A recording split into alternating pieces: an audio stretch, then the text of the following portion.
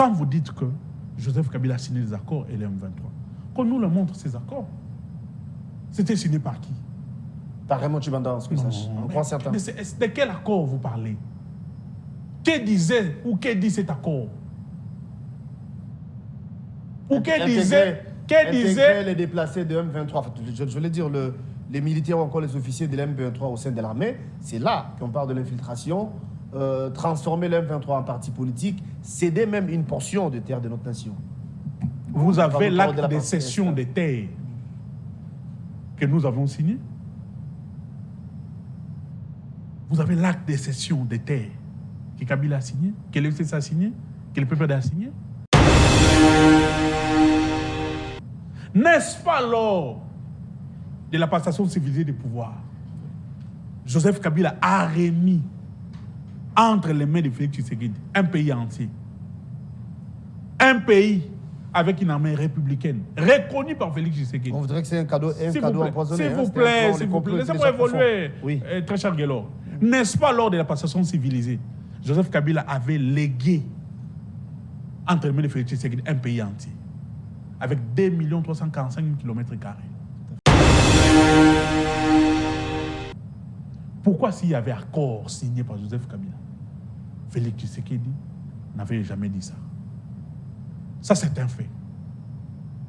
Quand Joseph Kabila part du pouvoir, quitte le pouvoir, il n'y a pas le M23. Le M23 n'existe plus. C'est une histoire qui appartient au passé. Le M23 a été vaincu.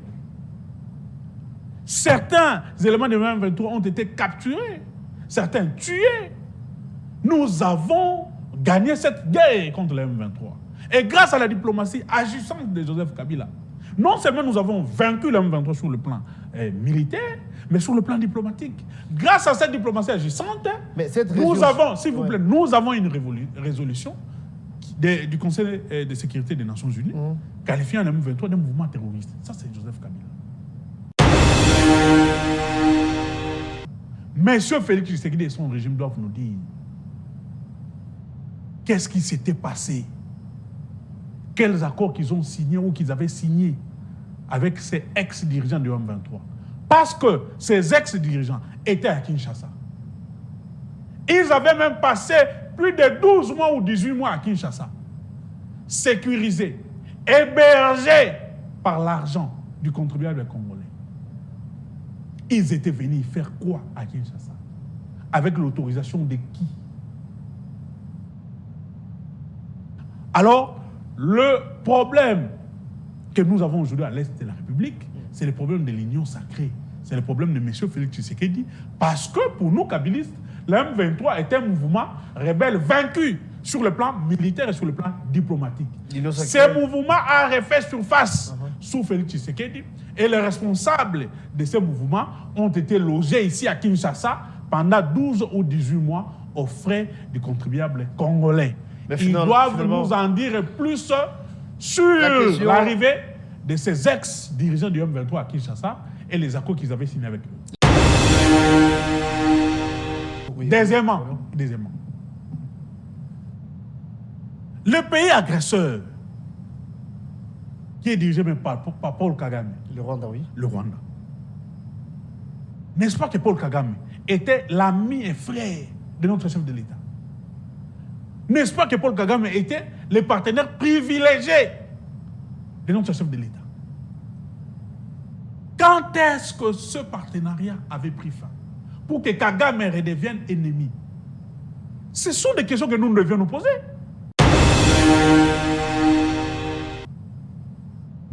Nous ne pouvons pas soutenir un mouvement rebelle. Nous ne pouvons pas faire une coalition avec un mouvement rebelle parce que nous sommes partis nationalistes, un parti avant-gardiste qui défend l'intégrité du territoire national, qui défend les valeurs républicaines, les valeurs de paix, de justice, de travail. Donc nous ne pouvons pas être alliés avec un mouvement rebelle ou une association ou un mouvement affilié à une rébellion. Donc, tous ceux qui étaient du PPRD, qui sont partis, ils sont d'office exclus du PPRD. On n'a même pas besoin de faire un communiqué pour dire tel n'est plus du PPRD. Le fait que vous êtes membre du parti, vous quittez les partis pour faire une allégeance, pour adhérer à une structure, une association qui est dans la rébellion ou proche de la rébellion, d'office, vous êtes exclu du parti. Pourquoi aujourd'hui des hommes politiques qui sont dans l'opposition sont traqués, sont jetés dans des prisons sans procès? Ici, je peux parler de votre confrère, Stanislas Bouchakir, est en prison. Que nous saluons au passage. Ils sont nombreux à Goma, partout, sur toutes les étendues du territoire national. Cette justice ne fait rien pour eux, parce que c'est une justice téléguidée, sélective. Des hommes politiques n'en parlons pas. Et notre parti politique paye le lourd toubis. Jimmy Kitenge est passé par là, 8 mois. Henri Magé est passé par là, plus de 2 ans. Ferdinand Cambert, notre secrétaire permanent, est passé par là. Barnabé Milingano est passé par là. En ce moment où nous parlons, Nestor Kipalamoto, coupé encore en prison. En ce moment où nous faisons cette émission, Maki Mukeba Koso est en prison.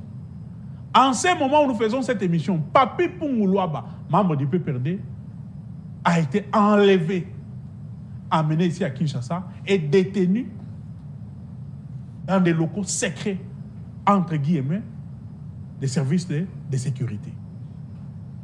En ce moment où nous faisons cette émission, l'un des nôtres, toujours dans le Haut-Katanga, Momo Moulap, avait passé 6 mois dans les locaux de l'année.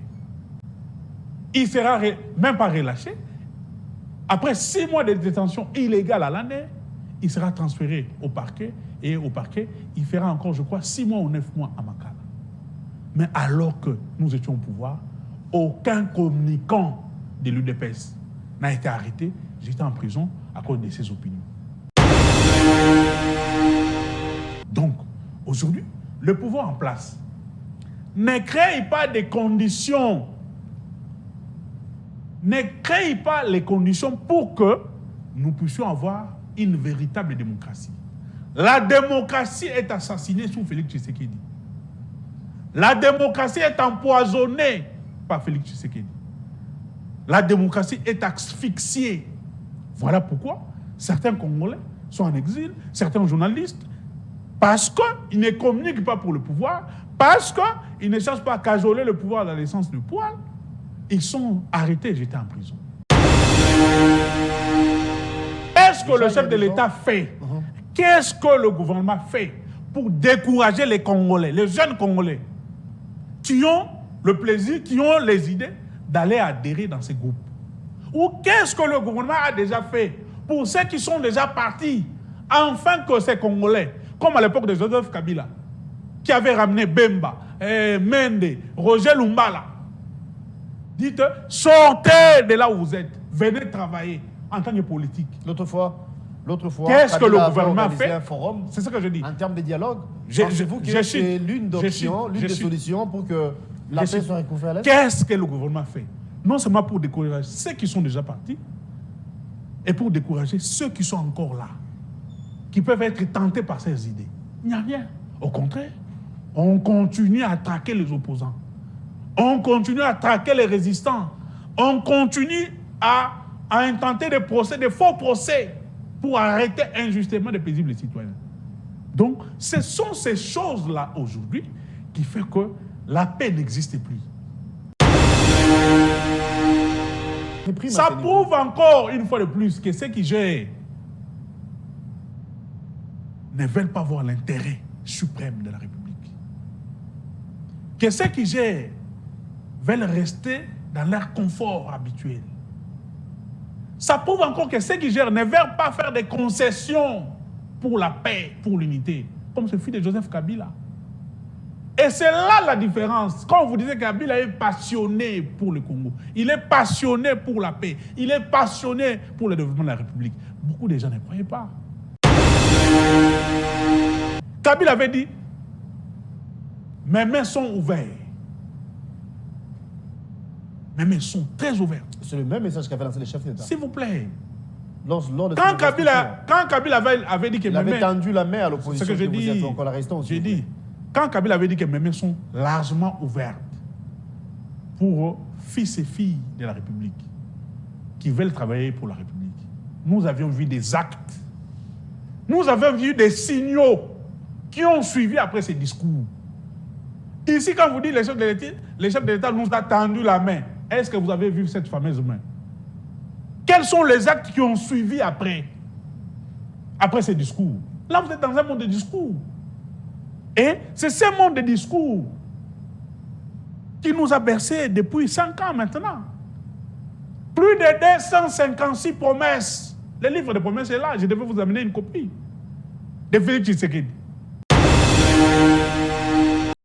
Bien, c'est un plaisir de vous retrouver encore pour ce nouveau Nice Press, amis fidèles téléspectateurs, dans le seul but de vous parler République, de vous parler Nation, de ce qui se passe ici au pays. Vous en êtes conscients, l'insécurité à l'Est continue à nous faire mal, continue à faire couler l'encre et salive, mais du moins Kinshasa nous rassure que Goma ne tombera pas, Goma sera toujours intact, bien qu'il y ait les émeutes. Il y a des déplacés, et ça il faudrait le dire sans embâge. Les M23 venait d'être encore renforcé par l'armée rwandaise en hommes comme en munitions. Déjà, il y a un accord qui venait d'être signé entre la Pologne et le Rwanda pour soutenir, n'est-ce pas, le régime Kagame en armes, et dans le seul but, ça on va le dire sans embâche, en tout cas peut-être pour nous faire mal. Alors que Kinshasa vient de condamner ce genre de collaboration. Nous allons vous en dire plus. Nous parlerons également de la domination de Augustin Kabouya comme informateur, parce que nous sommes convaincus que dans les jours à venir, nous aurons le tout premier gouvernement du deuxième mandat de Félix Tshisekedi comme président de la République. Pour ce faire, nous avons le plaisir et l'honneur de recevoir pour vous. Ça fait longtemps qu'il était des nôtres, hein, parce que l'autre fois, il avait l'habitude de prendre part à cette émission, mais à un moment, c'était silence radio, dû aux multiples occupations, c'est aussi normal. Il nous est revenu pour cette année nouvelle. Il est le secrétaire national en charge de la communication et médias au sein du PPRD. Il s'agit de Jean-Serge Tchiben, avec qui nous allons scruter l'actualité, avec qui nous allons vous éclairer par rapport aux questions déjà évoquées. Je m'en vais et saluer cher Tchiben. Ça fait longtemps, merci d'être là et bonne année à vous. Merci, très cher frère, monsieur le journaliste, Guelo Ronquet. C'est un plaisir de me retrouver sur ces plateaux de TVS 1, Vraiment. et d'être votre invité, et une fois de plus pour cette année. Vraiment. Alors, nous vous remercions sincèrement. Merci pour cette invitation. Je remercie aussi tous ceux qui nous suivent à la maison et tous ceux qui nous appellent et qui ne cessent de nous déranger pour que nous soyons invités ici chez vous pour parler de la République, pour parler de l'actualité, pour parler de notre famille politique, le PPRD, pour parler du FCC. Nous sommes bel et bien de retour parce que l'actualité est là, de retour parce que nous sommes politiques, nous sommes appelés à travailler, nous sommes appelés à travailler pour la République, nous sommes appelés à analyser, nous sommes appelés à décrypter l'information, mais aussi à donner des propositions pour la bonne marche de notre pays. D'accord. Samalou Kondé et son gouvernement, ceux-là qui sont élus députés nationaux, parce qu'ils étaient à l'Assemblée nationale pour confirmer le mandat, ils seront obligés de jeter l'éponge dans les 8 jours. Mais là, la question se pose, est-ce les 8 jours, c'est à dater du jour où encore ils étaient allés confirmer le mandat, ou bien il fallait tenir compte juste après la réponse de la Cour constitutionnelle? Nous allons réfléchir quant à ceux. Sinon, Serge Tchiben, on va parler République comme on a dit au départ. Commençons par les élections de 2023, de décembre dernier. Vous y étiez absent. Vous, le FCC, vous, le PPRD. Vous n'avez pas pris part. Les raisons semblent être connues déjà. Mais d'emblée, est-ce qu'on peut dire que vous étiez motivé pour rejeter les processus? Non, nous n'étions pas motivés. D'abord, pour sortir de ces processus, nous avons travaillé ardemment pour que nous puissions prendre part à ces élections passées du 20 décembre 2023. Nous étions dans le bateau, nous étions dans le processus. Nous sommes sortis bien après. Mais nous avions commencé le processus électoral. D'accord. Et au fur et à mesure qu'on avançait, nous, en tant que PPRD, FCC, nous étions ensemble dans la coalition. La coalition a été dissoute unilatéralement, c'est-à-dire indépendamment de notre volonté. Et du fait de cette dissolution, M. Félix Tshisekedi a changé la majorité en pleine législature. Et cet acte-là a été qualifié par nous qui sommes du FCC comme un coup d'État institutionnel. Coup d'État parce qu'il a changé la majorité. Cela a créé des frustrations de le chef du FCC. Il avait changé la majorité en pleine législature, chose qu'il ne fallait pas faire, et chose qui violait la Constitution. Du fait de ce changement-là, nous avons eu un autre président de l'Assemblée nationale, un autre bureau au niveau du Sénat. Du fait de ces changements-là, nous avons eu un Premier ministre et un autre gouvernement, en violation de la Constitution. Nous avions continué le combat. Nous sommes républicains, la coalition a été dissoute, mais nous continuons notre combat politique pour des élections transparentes, démocratiques, apaisées, inclusives en 2023. Au plus tard, le 20 décembre. Mais qu'est-ce que nous avions remarqué? Les bases qui ont été jetées dès le premier jour concernant les procès électoraux étaient des bases qui ne pouvaient pas permettre que nous puissions atteindre cet objectif qui était de consolider les acquis de notre démocratie pour consolider le cycle électoraux que nous avons déjà organisé dans notre pays. La violation permanente des textes était devenue monnaie courante, est encore monnaie courante jusqu'à aujourd'hui. Les forcings au niveau de ceux qui gèrent étaient devenus monnaie courante, et à cause de ces forcings, à cause de toutes ces violations, M. Félix Tshisekedi et son gouvernement et sa famille politique nous ont donné M. Kadima à la tête de la CENI en violation de loi. À cause de ces violations, de ces forcings, M. Tshisekedi et sa famille politique ont bougé les choses au niveau de la Cour constitutionnelle en violation de loi. À cause de ces forcings et des violations permanentes de lois et règlements dans notre pays, nous avons vu comment M. Kadima a taillé sur mesure et la majorité en place la loi électorale. Alors que cette loi, qui était une loi sensible, une loi importante, qui pouvait permettre à tous ceux qui voulaient compétir, à tous ceux qui voulaient aller aux élections, d'aller sur le même pied d'égalité avec la même chance. Ça n'a pas été fait. Voilà pourquoi, fort de notre expérience politique, parce qu'il faut rappeler que le FCC et le PPRD, nous avions déjà organisé dans ces pays 4 cycles électoraux. Nous avons organisé 3 élections, 2006, 2011 et 2018. Et nous avons organisé un référendum constitutionnel. Ça fait 4 cycles électoraux. Fort de notre expérience, nous avions dit, nous ne pouvions pas prendre part aux élections de 20 décembre. À quelques jours ou à quelques mois des élections de cette date, les Congolais étaient surpris que les Congolais avaient des cartes d'électeurs qui n'étaient pas sécurisées, cartes d'électeurs avec 100 photos, cartes d'électeurs avec des noms qui n'étaient pas visibles, cartes d'électeurs qui ne pouvaient pas être identifiés dans les fichiers électoraux du fait de la mauvaise qualité, d'abord, de tout ce qui a été fait comme travail, en termes de l'image, en termes du code, le code QR, qui devait identifier, qui devait permettre à identifier l'homme ou la personne, le visage et les noms dans la machine. Ça n'a pas été fait. À quelques jours des élections ou à quelques mois des élections, nous avions découvert que le fichier électoral qui devait nous amener à avoir des élections paisibles et transparentes était un fichier corrompu. Il y avait des doublons, il y avait des mineurs, il y avait beaucoup de choses qu'il fallait faire à ce niveau-là. Mais la majorité au pouvoir ne voulait pas que ces fichiers soient traités, que ces fichiers soient audités à mon uniforme, comme ce fut dans le passé, pour nous permettre d'avoir ces élections-là.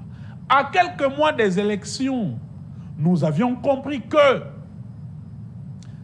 M. Kadima lançait la fameuse opération qu'on a appelée l'opération des remises et des duplicata, qui était en réalité l'opération d'enrôlement des nouveaux électeurs qui devaient compléter le fichier électoral, nous avions alerté en tant que famille politique pour dire aux Congolais, faites très attention. Parce que ceux qui sont partis prendre ces duplicata nous disaient que nos noms ne figuraient pas. C'est-à-dire, quand leur nom ne figure pas dans la machine, M. Kadima prenait une situation pour enrôler les nouvelles personnes ou enrôler les nouveaux électeurs pour des élections de décembre 2023. Et ce qui a vraiment fait très mal au processus électoral, nous étions à 1 mois ou à 2 mois des élections, il n'y avait pas la cartographie électorale. On ne connaissait pas la CENI. Devait ouvrir le 20 décembre combien de bureaux de vote. On ne savait pas ceux qui étaient enrôlés ou qui devaient aller voter maintenant. Ne savaient pas, ils devaient aller voter sur quel site. Ça posait problème. Mais tout était fait à dessein pour favoriser la tricherie, la fraude, le 20 décembre 2023. Alors, on arrive le 23, la violation de loi continue, les élections qui devaient faire quelques heures, c'est pour la première fois dans ces pays que nous avons eu des élections qui ont fait 1 semaine, que les bureaux de vote étaient ouverts. Et concernant cette situation, je vais clore mes propos par là, l'un de vos confrères pose la question à M. Kadima. Nous sommes, je crois, au 4e jour des élections, au 5e jour. Monsieur le président de la CENI, dites-nous aujourd'hui, à cette date, combien de bureaux de vote sont opérationnels. Kadima a dit à la face du monde que c'était compliqué. Que c'est compliqué. Je ne peux pas vous donner les nombres exacts des bureaux de vote qui sont ouverts ou qui seront ouverts parce que nous allons attendre jusqu'à ce que les lignes qui sont devant les bureaux de vote soient épuisées pour que nous puissions vous donner la totalité des bureaux de vote. Pourquoi cette réponse? Parce que Kadima réellement n'avait pas le nombre de bureaux de vote, parce que les machines à voter ont été distribuées bien avant aux membres de la majorité présidentielle, d'où les bureaux de vote étaient multiples. Les bureaux de vote étaient dans des salons des cadres de l'Union sacrée. Les bureaux de vote étaient dans des hôtels loués par les cadres de l'Union sacrée. L'histoire se répète. Les bureaux de vote, c'était aussi des maisons des cadres de l'Union sacrée. Les bureaux de vote, c'était aussi les champs et bourses où étaient logées les machines. Nous avons vu des vidéos après les élections, pendant les élections, pour vous dire que ces élections étaient truquées.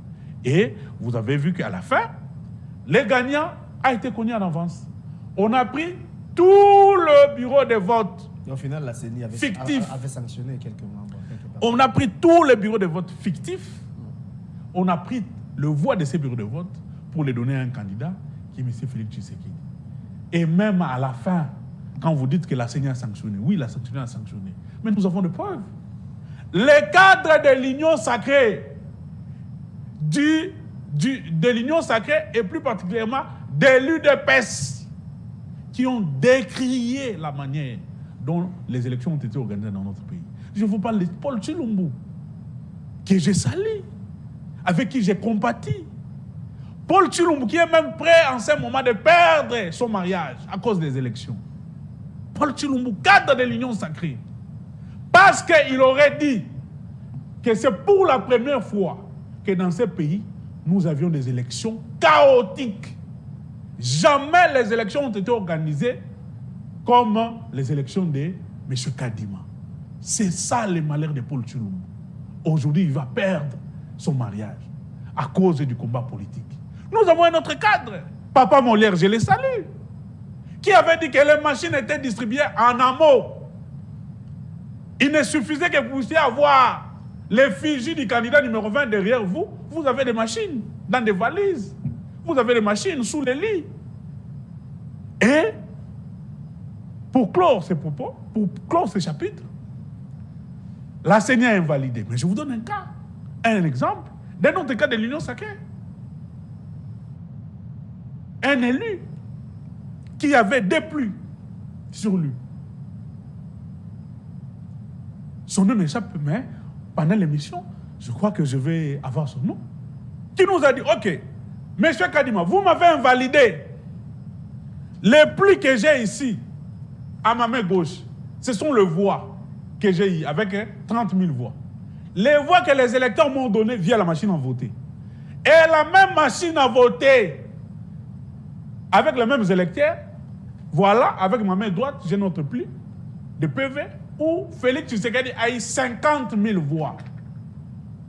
Botaki le Noël. Les images sont là. Botaki le Noël. Dit voilà, ici, c'est 30 000 voix que la machine à voter m'a donné avec mes électeurs. Ici, c'est 50 000 voix. Et c'est la même machine avec les mêmes électeurs. Nous avons donné à Félix Tshisekedi 50 000 voix. Si vous voulez annuler mes voix, vous voulez annuler les élections de ma circonscription, alors faites-les aussi pour Félix Tshisekedi. Mais comme Kadima était un envoyé de l'Union sacrée, un envoyé de l'UDPS, et j'aurais appris que Boutakile, peut-être ne va pas retrouver son siège parce que la Cour a rejeté en bloc. Depuis hier, la Cour a rejeté en bloc. Mais les 50 000 voix obtenues par Félix Tshisekedi ne sont pas tombées. Il n'est pas le seul. Hein. Il y a également Gentili Ngobila qui paye les prix. Il y a Bochab qui paye les prix. Les voix que toutes ces tout personnes ont amenées à l'Union sacrée, ça sont des personnes que nous avons connues, qu'on a trouvées entre guillemets avec les machines. Mais ceux qui avaient les machines, on n'a pas arrêté, qu'on n'a pas trouvé sur les lieux de crime. Est-ce que ces voix seront retranchées à M. Félix Tshisekedi? Non. Donc, voilà pourquoi nous disons que nous avions 1000 raisons de refuser ces élections du 20 décembre 2023. Et aujourd'hui, la population nous donne raison. Nos frères de l'opposition, qui avaient accepté de crédibiliser le processus électoral, entre autres, M. Fayoulou. Mais vous êtes de l'opposition, vous aussi. Nous sommes des résistants. Il y a une nuance. Nous sommes résistants. Oh. L'opposition est plurielle. Oui. L'opposition est plurielle. Mais l'FCC fait partie de l'opposition. L'FCC est dans la résistance. Les opposants, ce sont ceux qui sont allés aux élections, qui ont été élus, qui ont accepté d'aller à l'Assemblée nationale. Nous ne sommes pas dans l'opposition. Les Matata Pogno et compagnie. Nous sommes dans la résistance. Alors, les opposants, ce sont ceux qui avaient donné le béquet à Félix Tshisekedi, entre autres, Martin Fayoulou Madidi, entre autres, Moïse Katumbi, et qui ont accepté après les élections chaotiques, et qui cautionnent la tricherie, qui cautionnent la gratuité électorale par la distribution de machines par Kadima, et qui acceptent d'aller à l'Assemblée nationale. Nous avions refusé en amont de prendre les cartes d'électeurs. Nous avons décrié le processus électoral chaotique. Nous avons décrié l'organisation des élections. Et notre opposition ne change pas. Nous sommes dans la résistance. Et aujourd'hui, la population qui nous suit nous donne à 100% raison. Parce que nous avons eu des élections le plus chaotiques. Quel est votre regret à nous du fait que vous avez rejeté les processus, comme qui dirait la politique des chaises vides ne paye pas? Aujourd'hui, qu'est-ce que vous regrettez? Est-ce le fait de rejeter? Il n'y a aucun regret. Ou bien le fait de... S'il fallait revenir un peu en arrière, s'il fallait tenir compte de 2018, cette passation de pouvoir pacifique, est-ce que vous émettez des regrets? Il n'y a aucun regret. Parce que tout a été fait dans l'intérêt de la République, tout a été fait dans l'intérêt de consolider les acquis de la démocratie. Nous ne regrettons rien. Mais sauf que c'est une étape qui nous permet de comprendre la réalité des hommes politiques. C'est une étape qui nous permet, en tant que parti politique, qui était né au pouvoir, nous avons connu des coalitions en étant au pouvoir. Aujourd'hui, nous sommes en dehors du pouvoir. Ça nous permet de franchir une autre étape en tant que politique. Et ça nous donne la force de continuer ces combats parce que nous estimons que c'est un combat juste. C'est un combat pour de vraies causes. Et c'est un combat que nous allons mener jusqu'au bout pour l'intérêt de la République, pour l'intérêt du développement et de l'émergence de notre pays. C'est un combat que vous allez mener pour l'intérêt de la République. Aujourd'hui, la République est en danger. La République est menacée. Je voulais parler ici de l'insécurité qui sévit dans la partie Est. Goma en ébullition. le M23 juste à la porte du Goma, de la ville de Goma si vous voulez. Mais sinon, le M23, c'est les fruits de la Kabylie. Les M23 ont vu le jour sous le régime Kabila.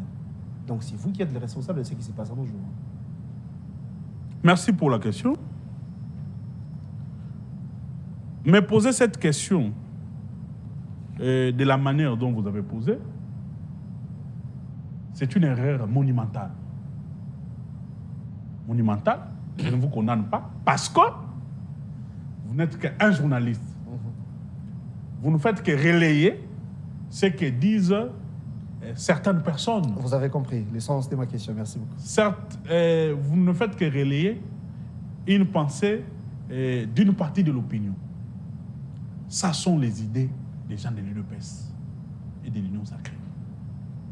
Quand ils étaient dans l'opposition et que nous étions au pouvoir, pour eux, la guerre de l'Est, c'était la guerre de Kabila.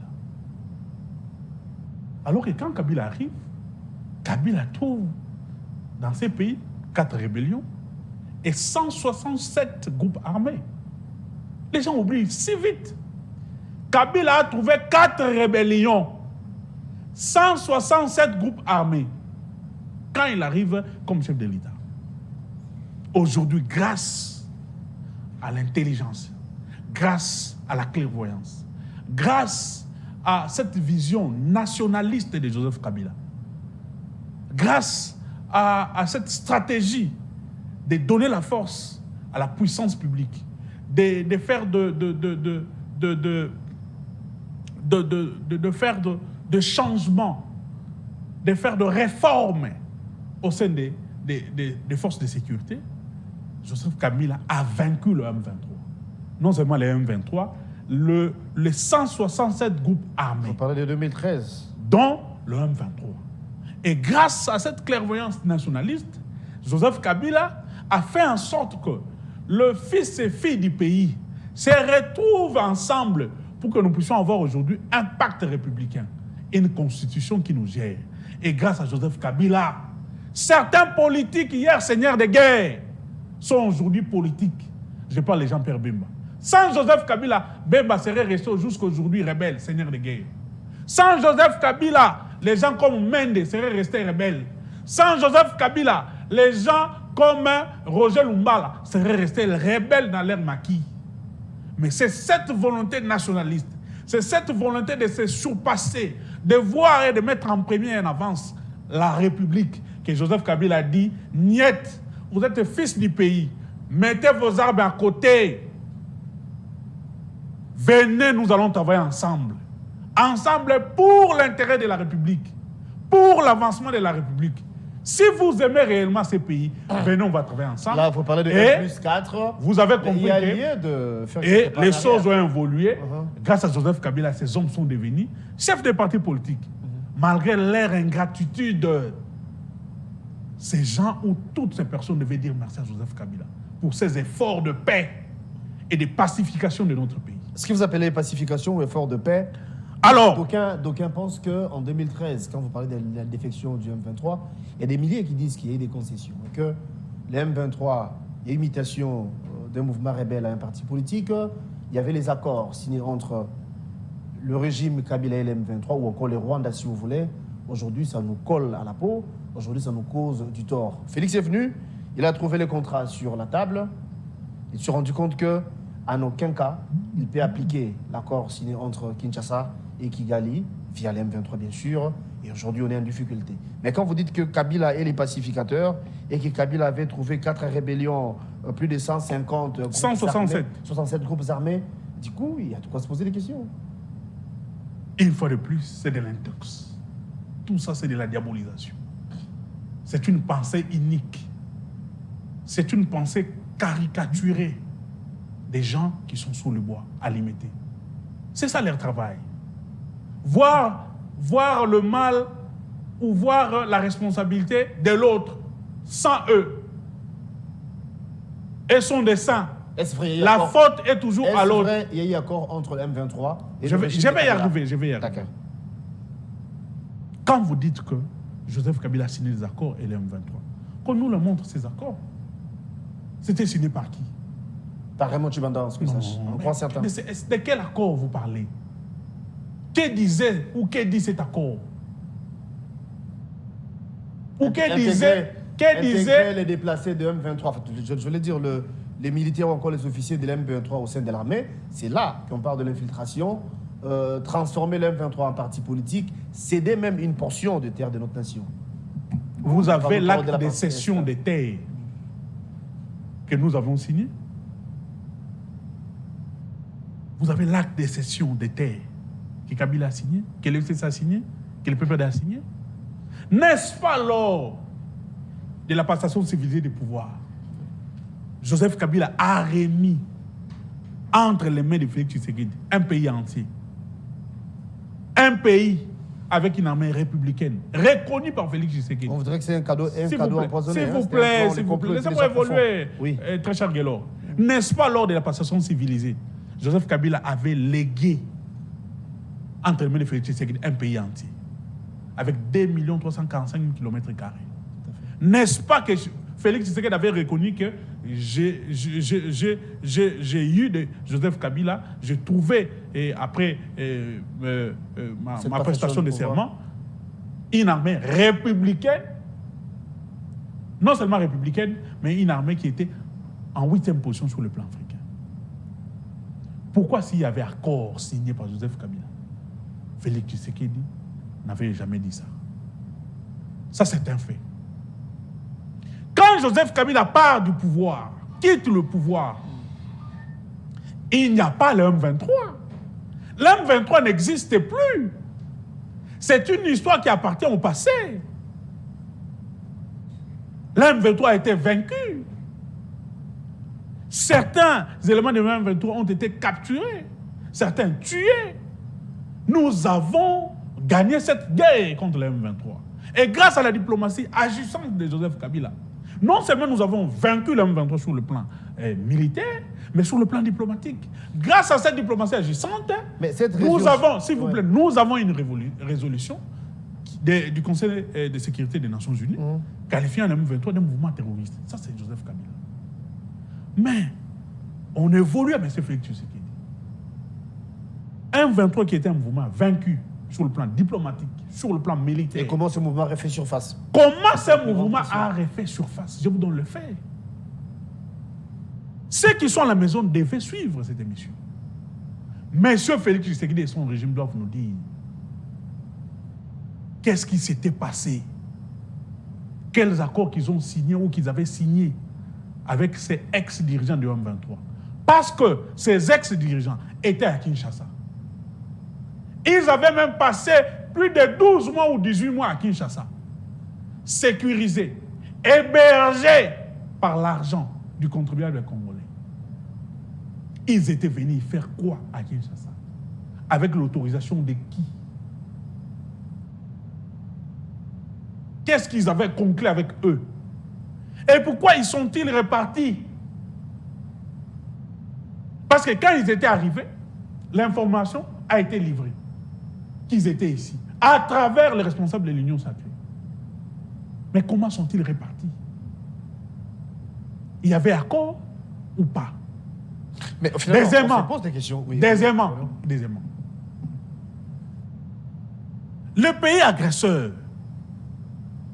qui est dirigé même par Paul Kagame. Le Rwanda, oui. Le Rwanda.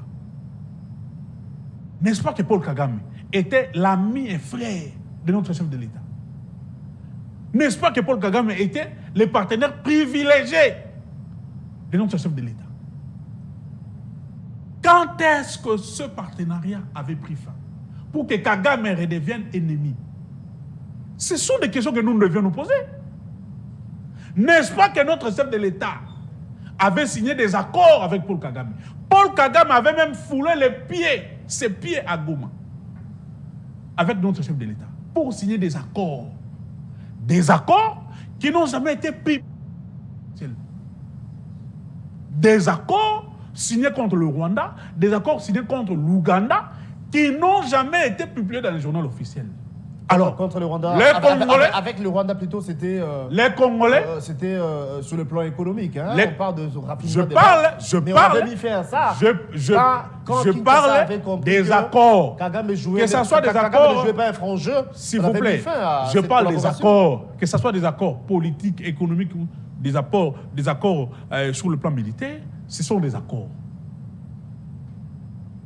Quand est-ce que Kagame est devenu ennemi et quand est-ce que ces accords ont pris fin? Et pourquoi ces accords avaient pris fin? Est-ce que ces accords étaient à notre avantage ou à notre désavantage? Ce sont des questions auxquelles M. Patrick Mouya doit répondre, porte-parole du gouvernement, ou ce sont des questions auxquelles M. Félix Tshisekedi doit répondre en tant que chef de l'État. Alors, le problème que nous avons aujourd'hui à l'Est de la République, c'est le problème de l'union sacrée. C'est le problème de M. Félix Tshisekedi, parce que pour nous, kabylistes, le M23 est un mouvement rebelle vaincu sur le plan militaire et sur le plan diplomatique. Ce mouvement a refait surface sous Félix Tshisekedi et les responsables de ce mouvement ont été logés ici à Kinshasa pendant 12 ou 18 mois aux frais des contribuables congolais. Ils doivent nous en dire plus sur l'arrivée de ces ex-dirigeants du M23 à Kinshasa et les accords qu'ils avaient signés avec eux. La question serait de savoir qui réellement a signé les accords. Hein. Avec le M23, encore le Rwanda carrément, parce qu'on vous dira que ce sont des accords qui datent de longtemps. Vous, ici, vous dites qu'ils étaient ici à Kinshasa, ou plutôt au Congo pendant un temps, et que c'est les régimes à toi qui seraient à la base de ce qui se passe. Mais comment expliquer? Le M23 continue à faire ce qu'ils font là, bien que nous déplorons. Apparemment, j'ai dit apparemment, aucune condamnation de le chef du FCC ou encore du PPRD dont vous êtes le responsable, parce que vous portez la voix du PPRD sur ces plateaux. Au-delà de ça, hier, Nanga Corneille était le président de la CENI, aujourd'hui chef de guerre, il rejoint M23. Nanga avait mis en place un mouvement politique, je veux dire, un parti politique qui était allié au FCC, proche du PPRD. Nanga est parti aux côtés du M23. Excepté Nanga, notre ami à nous tous. Ton ami, mon ami, j'ai fait allusion à Dan Chaloui, qui jusqu'ici, sauf si je me trompe, cadre au sein du PPRD. Mais il est avec le M23. Aucun communiqué condamnant l'acte qu'a posé Adam Chaloui. Ne voyez-vous pas qu'il y a de quoi se poser des questions? Premièrement, Nanga, après avoir été président de la CENI, il a créé son parti politique. Yeah. Il en avait les droits comme tout Congolais. On ne se confirme pas. Il crée son parti politique. Après, toutes les choses que nous suivons ici, après tout ce que nous subissons en tant qu'acteurs politiques, et surtout de la résistance et de l'opposition, Nanga a été poussé d'aller en exil. Donc vous parlez de la frustration? Non seulement la frustration, la violation permanente des lois. Nous parlons de la gabegie financière.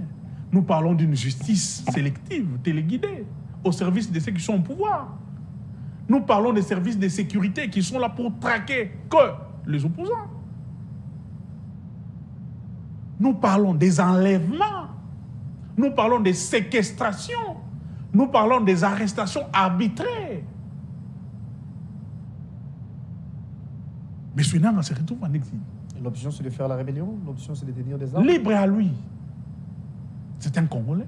Peut-être, moi, qui suis-je pour le condamner? En tant que membre d'un parti politique, notre parti politique est régi par des statuts. Et nous avons un règlement d'ordre intérieur. Ces statuts et ces règlements d'ordre intérieur sont conformes à la Constitution. Nous ne pouvons pas soutenir un mouvement rebelle.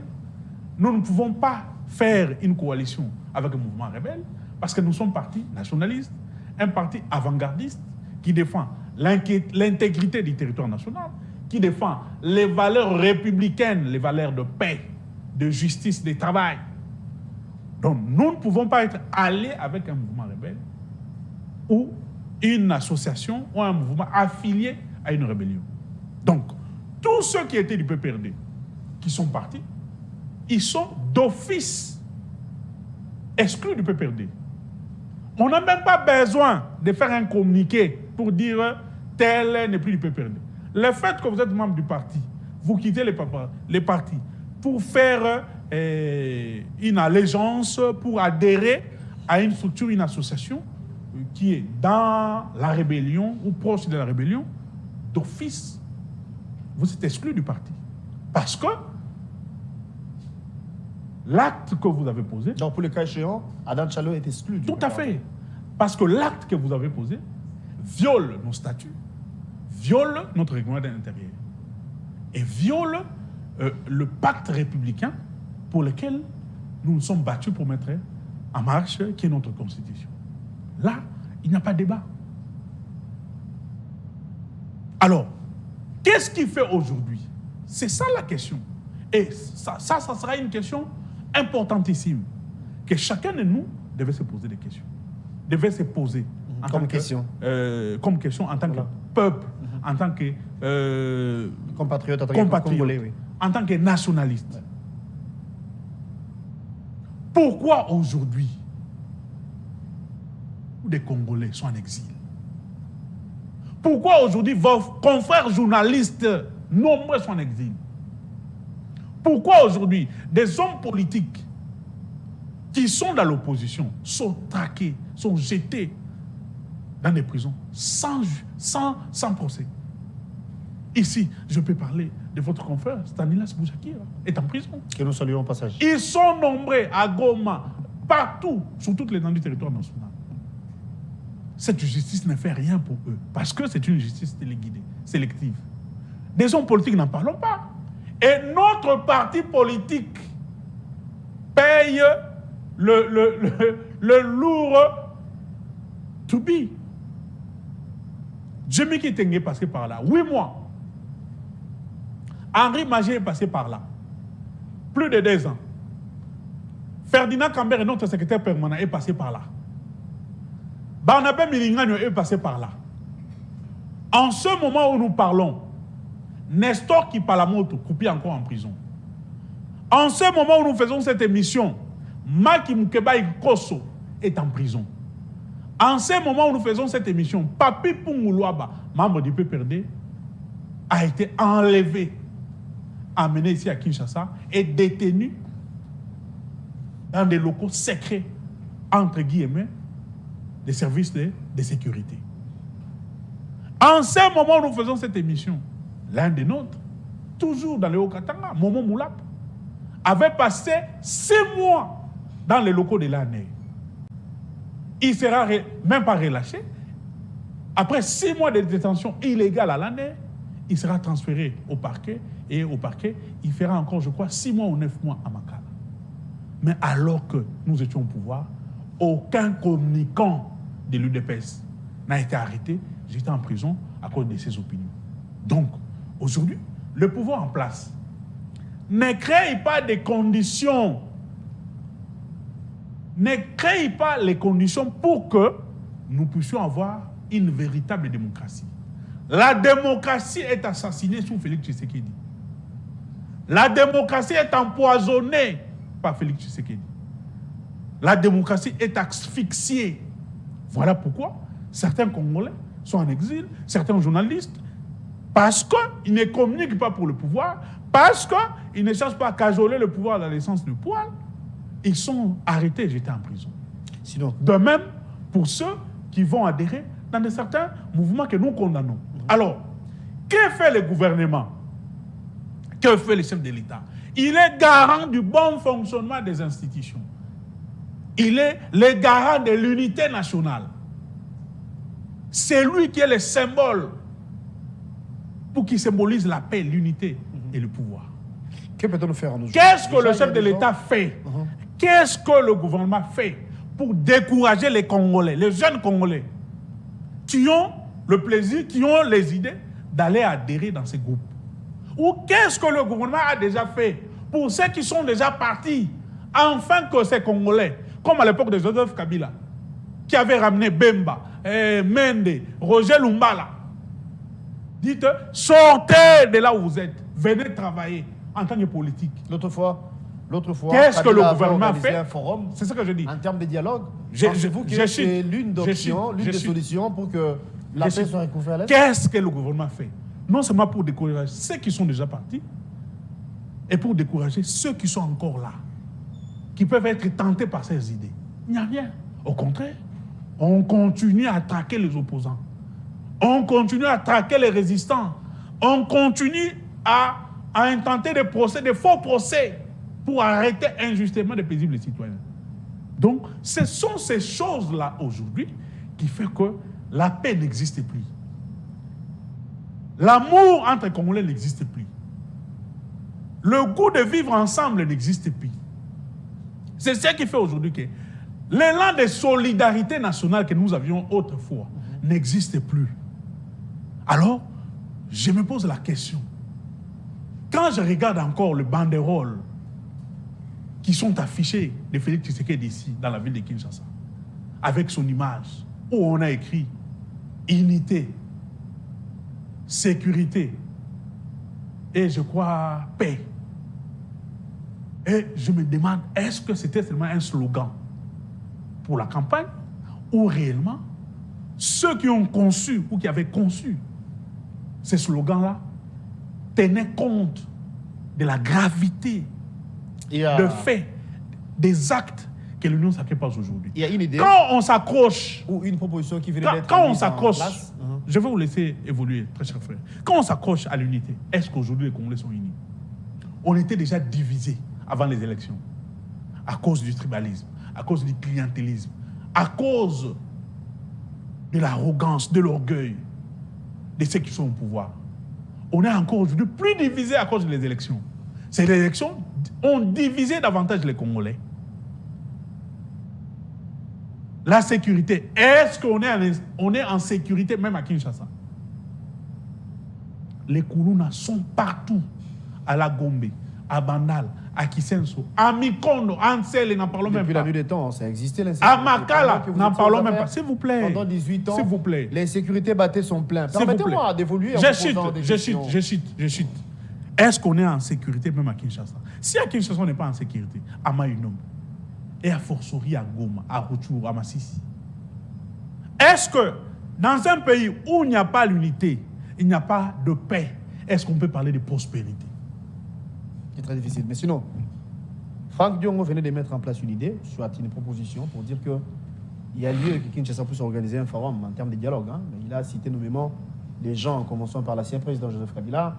Il a parlé de Moïse Katumbi, Martin Fayoulou, les politiques, les régimes actuels y compris, la société civile, les confessions religieuses, de se mettre ensemble, de former un corps pour faire mal au M23, pour empêcher bien sûr les actions du M23 ou encore du Rwanda, si vous voulez. Pensez-vous que l'idée est salvatrice ou bien c'est dans le but ou encore dans l'objectif simplement de se partager encore à nouveau des postes? Là encore, l'idée ne vient ni de Félix Tshisekedi, ni de ceux qui l'accompagnent. L'idée devait venir d'eux, pas de Franck Diongo. Mais c'est un Congolais comme vous. Franck Diongo est dans l'opposition, entre guillemets. Mais il reste Congolais, non? C'est ce que je dis. Oui. Je suis tout à fait d'accord. C'est l'intérêt général qui prime. Ça prouve encore une fois de plus que ceux qui gèrent ne veulent pas voir l'intérêt suprême de la République. Que ceux qui gèrent veulent rester dans leur confort habituel. Ça prouve encore que ceux qui gèrent ne veulent pas faire des concessions pour la paix, pour l'unité, comme ce fut de Joseph Kabila. Et c'est là la différence. Quand vous disiez que Kabila est passionné pour le Congo, il est passionné pour la paix, il est passionné pour le développement de la République. Beaucoup de gens ne croyaient pas. Kabila avait dit, mes mains sont ouvertes. Mes mains sont très ouvertes. C'est le même message qu'avait lancé le chef d'État. S'il vous plaît. Quand Kabila avait dit que il avait tendu la main à l'opposition, ce que j'ai dit, quand Kabila avait dit que mes mains sont largement ouvertes pour fils et filles de la République qui veulent travailler pour la République, nous avions vu des actes, nous avions vu des signaux qui ont suivi après ces discours. Ici, quand vous dites les chefs de l'État nous ont tendu la main, est-ce que vous avez vu cette fameuse main? Quels sont les actes qui ont suivi après ces discours? Là, vous êtes dans un monde de discours. Et c'est ce monde de discours qui nous a bercés depuis 5 ans maintenant. Plus de 256 promesses. Le livre de promesses est là, je devais vous amener une copie. De Félix Tshisekedi. Des discours utopiques, non réalisés et non réalisables. Vous dites qu'il nous a tendu la main. Et nous, merci, ce n'est pas nous. Il a tendu la main aux opposants. Entre autres, Franck Diongo, Martin Fayulu. Aux Congolais. Hein. Oui, aux Congolais opposants. Que nous sommes. Aux Congolais non, pour opposants. l'intérêt de la nation. Là, c'est ce que j'ai dit. Couleur, hein. Aux Congolais opposants. Et pas aux résistants. Parce que si nous devions parler avec Félix Tshisekedi en face, nous devons commencer dès le départ. Parler de la dissolution du FCC. Ça, c'était hier, c'est révolu, on avance. Hein. Oui, révolu. Tout a commencé par là. Ouais. Et aujourd'hui, je pense qu'au-delà des discours, nous devons avoir des actes pour que réellement les Congolais de l'opposition, les Congolais de la résistance, les Congolais qui sont dans le mouvement citoyen... Les actes du genre, hein, d'après vous? Mais il faut d'abord libéraliser. Il faut laisser les journalistes faire leur travail correctement. Combien de vos confrères sont arrêtés? Combien sont enlevés? Il faut laisser l'opposition faire son travail convenablement, conformément à la Constitution, conformément à la loi portant fonctionnement et statut de l'opposition, qui est violée en permanence. Quand c'est l'UDPS qui marche, les autorisations sont données. Quand c'est l'Union sacrée qui marche, les stades dans lesquels il y a des travaux sont ouverts. Mais quand c'est l'opposition, quand c'est la résistance, on vous interdit sans explication. Les enlèvements, il faut libérer des prisonniers politiques. Ils sont nombreux en prison. Nombreux en prison. Vous les avez cités déjà. C'est ce que je dis. Ouais. Libérer les prisonniers politiques. Et poser des actes qui vont apaiser les cœurs sensibles, les cœurs blessés. Poser des actes pour l'unité. Les actes poser qui vont apaiser... des actes pour encore que ces Congolais qui n'arrivent plus à se regarder en face, se regardent en face, discutent et parlent le même langage. Poser les actes qui vont apaiser, ça vous l'avez si bien dit. À nos jours, convaincus que la priorité, c'est la paix, c'est la sécurité à l'Est, parce que nos compatriotes sont en difficulté, ils vivent dans des psychoses. Ce n'est pas bien. Du coup, nous avons déjà un deuxième mandat de Félix Tshisekedi. Dans les jours à venir, il mettra en place un gouvernement qui, d'après moi, la priorité, comme j'ai dit au départ, je me répète, ce sera la sécurité à l'Est. Donc, le chef de l'État venait plutôt de nommer un informateur en la personne d'Augustin Kabouya, qui du reste est le secrétaire général de l'UDPS, député élu à Kinshasa, la circonscription de Moamba. Quelles sont vos analyses, si pas vos appréciations par rapport à la nomination de Kabouya comme informateur pour détecter la majorité au niveau de l'Assemblée au point de mettre en place un gouvernement? Je n'ai même pas de commentaires à faire. Ça vous concerne, ça nous concerne, parce qu'on parle nation. Ça me concerne en quoi? Quand un chef de l'État, il y aura un gouvernement qui sera mis en place. Quand un chef de l'État membre de l'UDPS nombre son secrétaire général formateur d'un gouvernement de l'UDPS, avec un parlement de l'UDPS avec 450 députés de l'UDPS, avec une assemblée provinciale à Kinshasa avec 17 députés de l'UDPS. Ça me concerne en quoi en tant que Congolais?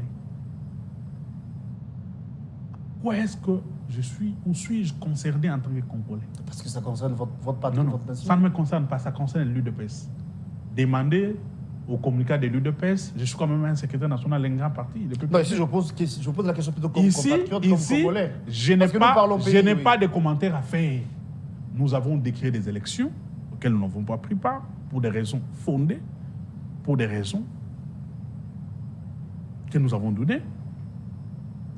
Nous avons refusé catégoriquement celui qui a été élu parce qu'il est le fruit de la fraude massive.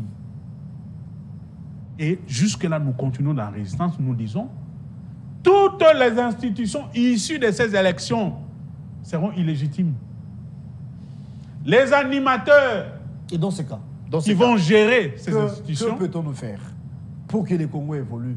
Que peut-on nous faire pour que les choses changent? pour que les choses changent, nous devons avoir des élections véritablement démocratiques. Donc, d'après vous, il faudrait commencer les élections. Mais absolument, impérativement. Parce que je vous ai Par dit quelle ici, magie, comment ça va se passer? je vous ai dit ici que ces élections ont divisé les Congolais. Et aujourd'hui, les Congolais ne vivent plus en harmonie avec eux-mêmes. Les Congolais ne sont plus capables de se regarder en face. Je vous donne un acte. Je vous donne un rappel, peut-être qu'il va vous choquer. L'UDPS a eu 17 députés dans la ville de Kinshasa. Ça, c'est un exemple pour la ville de Kinshasa. 17 députés dans la ville de Kinshasa. Je n'ai rien à voir. Je n'ai aucun problème avec mes frères Lumba. Tous de l'espace Kasaï. 17 députés. Kinshasa, que nous appelons espace Léopoldville. C'est-à-dire Kinshasa et l'élargissement, et dans l'élargissement de deux provinces. Congo Le central Congo central et le Grand Bandundu. et les Grands Bandundu. Et à Kinshasa, certes, nous avons une ville cosmopolite, mais nous retrouvons le 90% de la population de ces deux provinces, issue de ces deux provinces. Comment dans une ville comme Kinshasa, une ville acquise à ces deux provinces, nous pouvons avoir 17 députés de l'espace Kasaï? N'est-ce pas que ça choque même la sociologie politique? N'est-ce pas que ça choque même cette ambiance au niveau du vivre ensemble? Je vous donne un exemple. Nous avons des députés de Kasaï dans toutes les provinces, élus. Vous êtes journaliste, prenez votre micro. Allez poser des questions. Dans l'espace Grand Kasaï, combien de députés non Kasaïs ont été élus? Députés nationaux ou députés provinciaux? Combien? Ce qui vous préoccupe ici, est-ce les élections? Parce Et que comment? vous avez dit, il faut à tout prix annuler et recommencer les élections. C'est votre point de vue. Mais cependant, nos compatriotes, nos frères à l'Est tombent, meurent tous les jours. Est-ce que la priorité ici, en tant que Congolais en tout cas, c'est d'abord les élections ou encore des guéguerres entre vous politiques, ou bien il faut pacifier la partie Est pour que nos frères et sœurs vivent aussi en paix? Très chers frères, nous compatissons avec nos frères de l'Est. Nous compatissons avec nos frères de Goma. Parce que ceux qui meurent là n'ont pas de couleur politique. Ce sont des Congolais. Absolument. Nous perdons nos frères, nos sœurs, nos enfants. Certains membres du PPRD, certains membres du parti du FCC. Donc nous sommes touchés. Mais tout ce que nous pouvons faire ici en tant que Congolais, en tant que parti politique de la résistance, qu'est-ce que nous faisons? C'est de proposer. Qu'est-ce que vous avez? Nous avions proposé dans les temps que, primo, l'état de siège, nous avions dit à l'époque que l'état de siège était une décision non réfléchie, une décision populiste qui ne pouvait pas ramener dans la paix à l'Est de la République. Aujourd'hui, vous et moi, nous sommes d'accord que l'état de siège n'a rien apporté en termes de paix. Nous avions alerté à l'époque que le Congo, en tant que pays, a des partenaires sérieux dans la sous-région. Ils n'ont pas lu assez. Faisons recours à la SADC. À la SADC. Allons négocier, discuter avec nos anciens partenaires ou nos partenaires avec qui nous avons toujours l'habitude de discuter et qui ont toujours aidé les Congos. On ne nous a pas écoutés. Félix Tshisekedi ne nous a pas écoutés, il nous a amené dans l'EAC. 8 armées étrangères étaient venues sur notre sol. L'armée burundaise, l'armée kenyane, l'armée soudanaise, l'armée tanzanienne, l'armée ougandaise. Toutes ces armées sont sur notre sol. Est-ce que nous avons eu la paix à l'est de notre pays? Et donc, non. Nous sommes dans un pays où, quand la résistance propose des choses, on ne nous écoute pas. Mais quand ça barde, quand ça bloque, on nous repose la question.